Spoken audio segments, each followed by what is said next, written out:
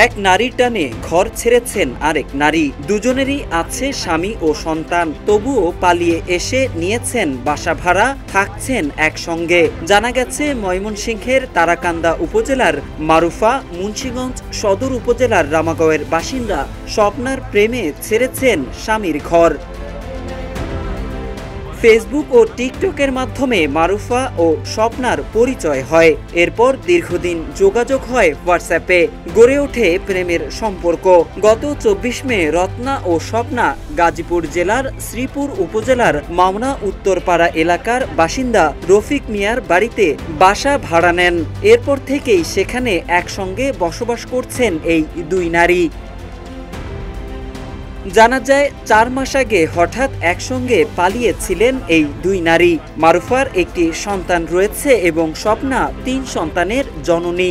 মারুফার স্বামী শাহজাহান জানান, মারুফা তার দ্বিতীয় স্ত্রী, আগেও একবার চলে গিয়েছিল, পরে বুঝিয়ে ফিরিয়ে নিয়েছেন তিনি, তবে আবারও ছেড়েছে ঘর। ওর সাথে সম্পর্ক মানে আমার সবকিছু বাদ দেয়া, এর নিয়ে 2 দিন পরে পরে বলাই কই যায় যে আমি খুঁজে পাই না, 10 দিন 15 দিন 20 দিন এই হাই টাস করি আর স্বপ্নটা ছাড়া বাঁচবে না। যে আমার ওয়াইফ এটা কি করা আমি আর বুঝি না, আমার মাথায় কোনো কাজ করে না, পরে কালকে থেকে এরা ফলাইয়া গেছে।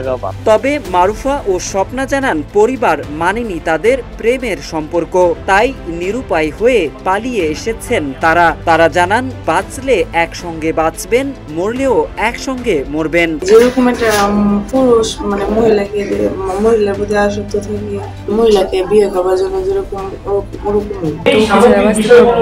আমরা একসাথে থাকা নিয়ে।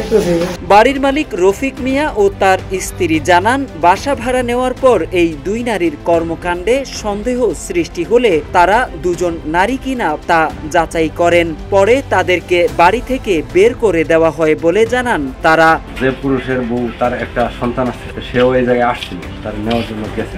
তাদের সাথেও কথা বললাম, তারা বললো তারা নিতে আসছে কিন্তু মহিলা যায় না। পরে তাদের উভয়ের জিজ্ঞাসাবাদ করলাম, আমরা একে অপরের ছাড়া পাচ্ছি আমরা স্বামী স্ত্রী। তাইলে আমার সন্দেহ হলো উভয়ই মহিলা, তাইলে এরা কিভাবে স্বামী স্ত্রী? পরে আমি মিডিয়ার লোক শরণাপন্ন হইলাম। এদিকে এই ঘটনা জানাজানি হলে চাঞ্চল্যের সৃষ্টি হয় এলাকায়। স্থানীয় বাসিন্দারা নারীর সঙ্গে নারীর এমন প্রেমের সম্পর্ককে অনৈতিক আখ্যা দিয়ে প্রতিহতের আহ্বান জানান।